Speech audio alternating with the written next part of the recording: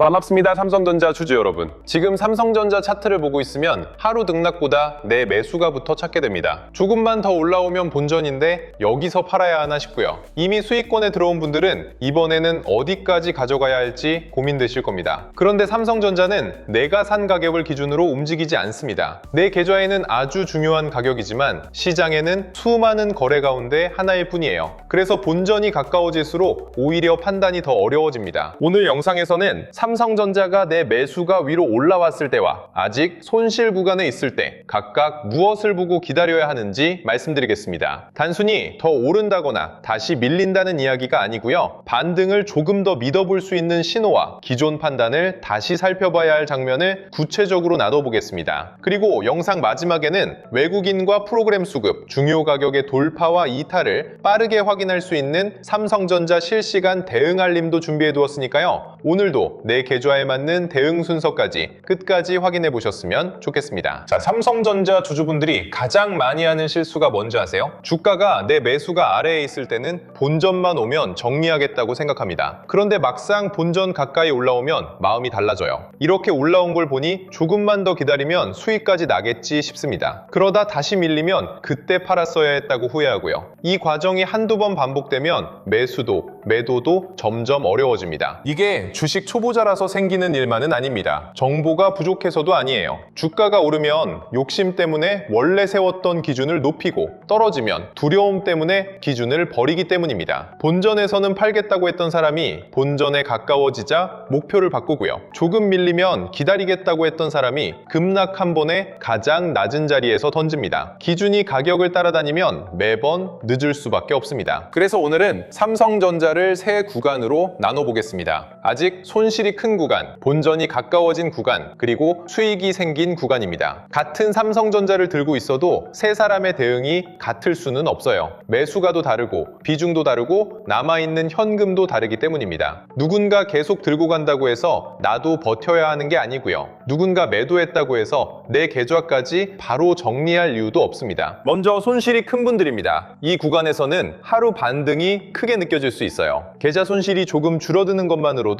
이제 바닥을 지난 것 같고 추가 매수를 하면 회복이 빨라질 것처럼 보입니다. 하지만 많이 떨어졌다는 사실만으로 추가 매수의 근거가 생기는 건 아닙니다. 시장보다 약하게 밀리는 종목에 계속 돈을 넣으면 평균 단가는 낮아져도 계좌 위험은 더 커질 수 있어요. 추가 매수를 생각한다면 적어도 세 가지는 확인해야 합니다. 삼성전자가 코스피와 반도체 업종보다 먼저 저점을 높이는지, 외국인이 선물만 잠깐 사는 게 아니라 삼성전자 현물까지 함께 사는지, 반등할 때 거래대금이 늘고 밀릴 때는 거래가 줄어드는지입니다. 이 가운데 아무것도 확인되지 않았는데 가격만 싸 보인다면 매수보다 관찰이 먼저예요. 손실 중인 분에게 가장 위험한 기준은 본전 하나뿐인 기준입니다. 시장에는 내 매수가를 알고 기다려주는 사람이 없습니다. 주가가 내 매수가에 도착했더라도 외국인 매수가 이어지고 거래량이 붙는다면 조금 더 지켜볼 근거가 생길 수 있어요. 반대로 본전까지 오지 않았어도 시장이 반등하는데 삼성전자만 고점을 낮추고 있다면 비중을 다시 살펴봐야 할 수 있습니다. 내 가격보다 시장의 돈이 어디에 남는지를 먼저 봐야 합니다. 본전이 가까워진 분들은 마음이 가장 복잡합니다. 오랫동안 기다렸으니 수익이라도 조금 내고 싶고 다시 내려갈까봐 지금이라도 정리하고 싶기도 하죠. 이럴 때 전량 매도와 무조건 보유 가운데 하나만 고르려고 하면 결정을 못합니다. 반등할 때 일부 비중을 가볍게 하고 남은 물량은 수급이 살아있는 동안 가져가는 방법도 있습니다. 본전은 한 번에 탈출하는 문이 아니라 계좌의 부담을 줄일 수 있는 구간이 될 수 있어요. 예를 들어 거래량을 동반한 상승이 이어지고 종가가 하루 고가 부근에서 끝난다면 매수세가 장중 반짝 들어온 것과는 다릅니다. 그날 들어온 돈이 밤을 넘길 생각으로 남았다는 뜻일 수 있어요. 이때는 본전에 왔다는 이유만으로 전부 던지기보다 다음날 첫 눌림을 확인해 볼 수 있습니다. 반대로 장 초반 강하게 올라왔다가 종가까지 계속 밀리면 위에서 기다리던 매물이 나온 겁니다. 같은 본전이라도 종가 모습에 따라 대응은 달라져야 합니다. 수익이 생긴 분들도 고민이 끝난 건 아닙니다. 계좌에 플러스가 찍히면 처음에는 기분이 좋습니다. 그런데 막상 팔려고 하면 조금만 더 오를 것 같아 손이 안 나가요. 그러다 수익이 줄어들면 다시 올라올 때까지 기다리게 되고 결국 플러스였던 종목이 본전이나 손실로 돌아오는 경우도 많습니다. 주식은 수익이 한 번 찍혔다고 끝나는 게 아닙니다. 지킬 행동까지 해야 실제 내 돈으로 남습니다. 수익 중이라면 최고점을 맞추려고 하지 마세요. 그건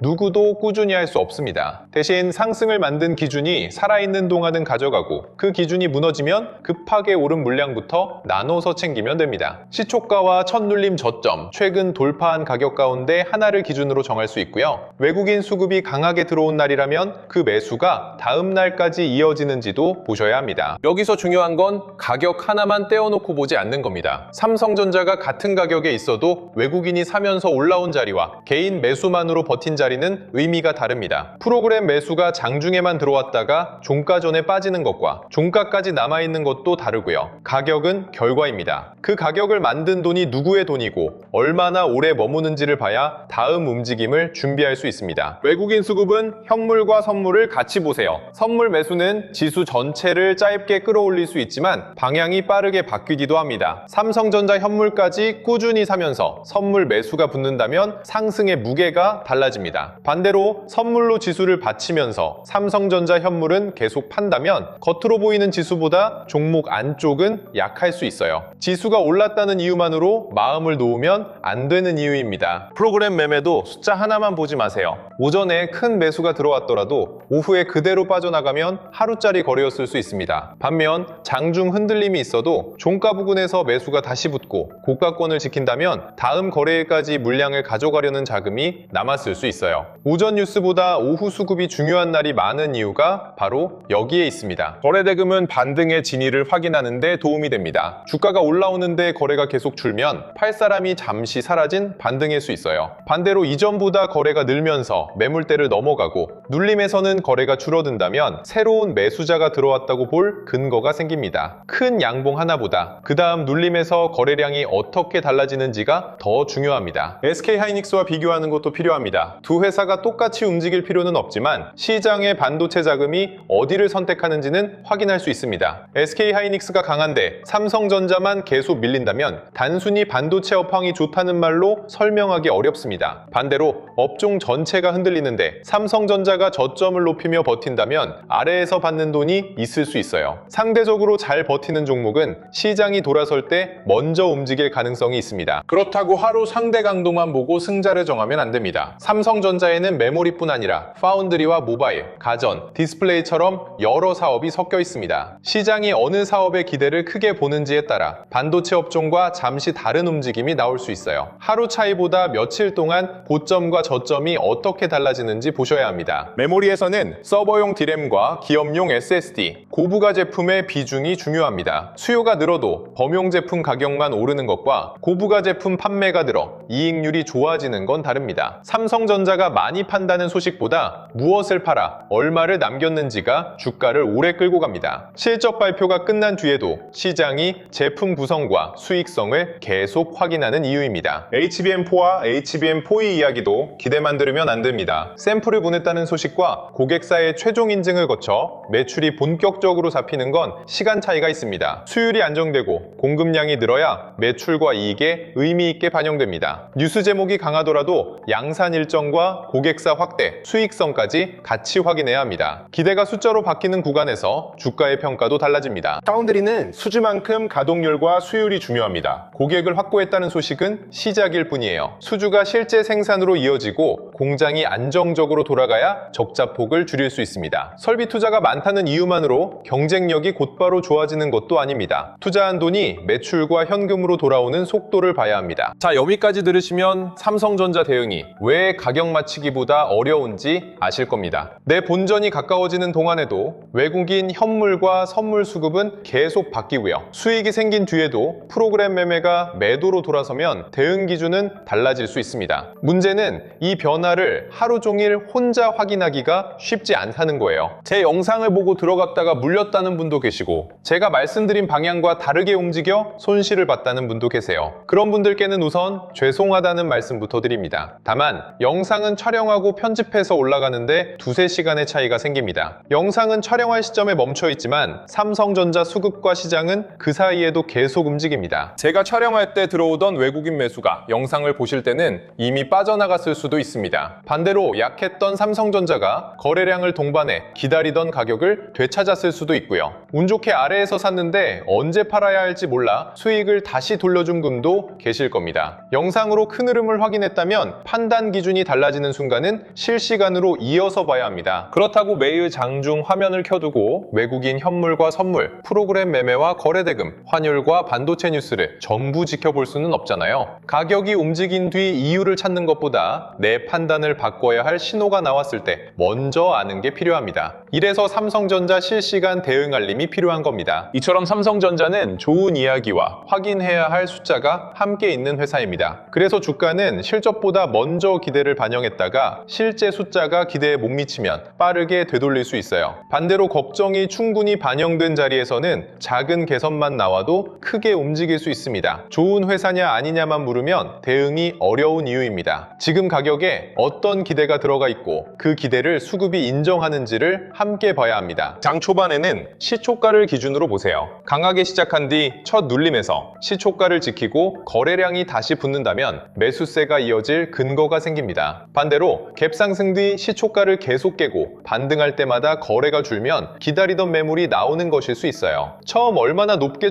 출발했는지보다 밀렸을 때 누가 받아주는지가 중요합니다. 약하게 시작했다고 바로 겁먹을 필요도 없습니다. 장 초반 매도 물량을 소화한 뒤 시초가를 되찾고 외국인 현물 매수가 같이 들어온다면 아래에서 물량을 받았을 수 있습니다. 하지만 반등할 때 거래가 없고 저점을 깰 때만 거래가 커진다면 아직 매도자가 주도권을 쥔 겁니다. 낮게 시작했다는 사실과 저점이 확인됐다는 판단은 전혀 다릅니다. 모합권에서는 지루함을 견뎌야 합니다. 가격이 좁게 움직일 때 고점이 조금씩 낮아지는지 저점이 높아지는지 보세요. 거래량이 줄어든 뒤 어느 방향으로 거래가 붙는지도 중요합니다. 횡보는 아무 일도 없는 시간이 아니라 매수자와 매도자가 다음 방향을 정하는 과정입니다. 성급하게 먼저 움직일 필요는 없습니다. 다시 본문으로 돌아와서 환율도 함께 보셔야 합니다. 원화가 빠르게 약해지면 외국인 입장에서는 한국 주식의 환차손 부담이 커질 수 있습니다. 반대로 환율이 안정되고 반도체 업황 기대가 살아나면 대형주로 외국인 자금이 들어오기 편해집니다. 삼성전자에 특별한 악재가 없는데 외국인이 계속 판다면 원화와 미국 금리부터 확인해 보세요. 종목 밖에서 원인이 나오는 날도 많습니다. 미국 반도체주 흐름도 삼성전자 출발에 영향을 줍니다. 다만 미국 반도체 지수가 올랐다고 삼성전자까지 똑같이 오르는 건 아닙니다. 미국장에서 무엇 때문에 올랐는지 봐야 해요.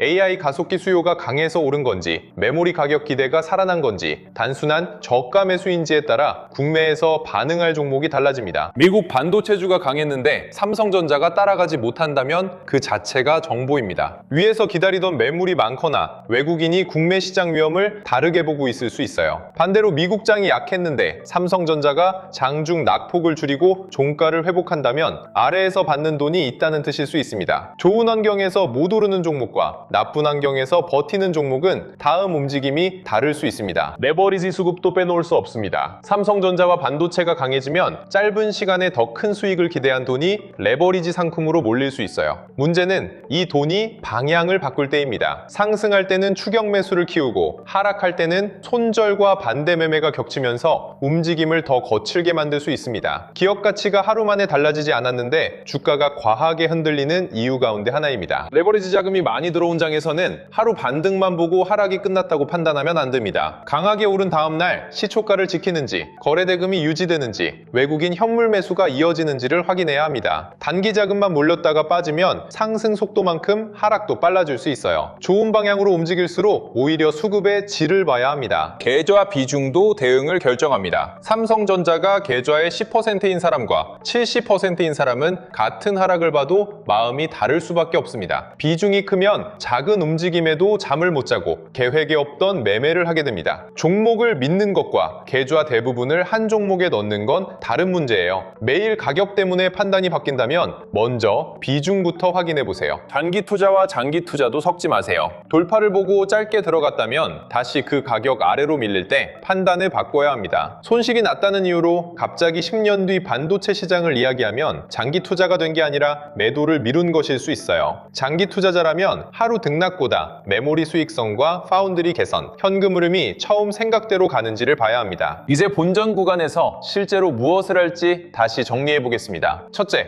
내 매수가만 보지 말고 최근 반등 고점과 시초가를 함께 적어두세요. 둘째, 외국인 현물 매수가 이어지는지 확인하세요. 셋째, 거래량이 상승할 때 커지고 밀릴 때 줄어드는지 보세요. 이 세 가지가 살아있다면 기다릴 근거가 있고 하나씩 무너지면 비중을 다시 살펴볼 이유가 생깁니다. 수익 구간에서는 지키는 가격을 먼저 정하세요. 더 오르면 얼마를 벌지를 계산하기 전에 어느 가격 아래에서는 수익 일부를 챙길지 정하는 겁니다. 급하게 오른 물량은 나눠서 줄이고 남은 물량은 종가와 수급이 살아있는 동안 가져갈 수 있어요. 이렇게 하면 전부 팔고 더 오를까봐 불안해하거나 전부 들고 있다 수익을 돌려주는 일을 줄일 수 있습니다. 손실이 큰 구간에서는 추가 매수보다 약해진 이유가 끝났는지를 확인하세요. 시장 전체 문제인지 삼성전자만의 문제인지부터 나눠야 합니다. 코스피와 반도체가 같이 밀렸다면 시장 수급을 보고 시장이 회복하는데 삼성전자만 뒤처진다면 종목 간의 매물을 살펴봐야 합니다. 같은 하락이라도 원인이 다르면 기다리는 기준도 달라집니다. 자, 이런 기준이 필요한 분들을 위해 삼성전자 실시간 대응 알림을 준비했습니다. 가격이 조금 오르고 내릴 때마다 보내는 단순 시세 알림은 아닙니다. 삼성전자를 보유하고 있지만 무엇부터 확인해야 할지 막막한 분들, 수익이 생겨도 언제 지켜야 할지 몰라 다시 놓치는 분들, 본전 생각 때문에 결정을 계속 미루는 분들께 필요한 알림입니다. 외국인과 프로그램 수급의 방향이 달라질 때, 삼성전자가 기다리던 가격을 돌파하거나 기존 판단을 다시 봐야 할 자리를 이탈할 때, 삼성전자에 직접 영향을 주는 뉴스와 공시가 나왔을 때 무엇이 달라졌는지 확인하실 수 있습니다. 뉴스가 떴다는 사실만 전하는 게 아니라 내 대응 기준까지 바뀌는 내용인지 보는 겁니다. 삼성전자에서 시작된 자금이 반도체 장비와 소부장, 후공정과 기판, 전력 인프라 가운데 어디로 이동하는지도 함께 보실 수 있습니다. 삼성전자만 잠깐 오르는 것과 관련 업종으로 돈이 퍼지는 건 상승의 무게가 다르기 때문입니다. 배장주에서 시작된 돈이 다음 종목으로 번지는지까지 봐야 시장의 흐름을 놓치지 않을 수 있습니다. 처음 신청하시는 분들께는 추가 하락과 횡보, 반등에 맞춰 볼 수 있는 삼성전자 3단계 대응표도 함께 안내해드립니다. 어떤 변화가 나타나면 조금 더 기다리고 어느 신호부터 비중과 수익을 다시 챙겨야 하는지 순서대로 확인하실 수 있고요. 수급과 거래량, 시장 대비 상대 강도를 함께 볼 수 있게 구성했습니다. 받아보시는 방법은 어렵지 않습니다. 영상 아래 더보기란이나 고정 댓글에 있는 삼성전자 실시간 대응 알림 신청하기를 누르고 간단하게 신청하시면 됩니다. 신청한 뒤 제가 자료를 보낼 때까지 기다리는 방식이 아니고요. 신청이 끝나면 현재 대응표와 데이터 알림 센터 이용 방법을 그 자리에서 바로 확인할 수 있게 해두었습니다. 주가가 움직인 뒤 다시 찾지 마시고 대응 기준이 달라지기 전에 미리 준비해 두셨으면 좋겠습니다. 자, 마지막으로 오늘 내용을 정리하겠습니다. 삼성전자는 내 매수가를 기준으로 움직이지 않습니다. 손실 중이라면 많이 떨어졌다는 이유보다 수급이 돌아오는 근거를 보셔야 하고요. 본전이 가까워졌다면 전량 매도와 무조건 보유 가운데 하나만 고르지 마세요. 수익 중이라면 최고점을 맞추려 하지 말고 수익을 지킬 가격부터 정해두셔야 합니다. 가격을 볼 때는 외국인 현물과 선물, 프로그램 매매와 거래 대금을 함께 확인하세요.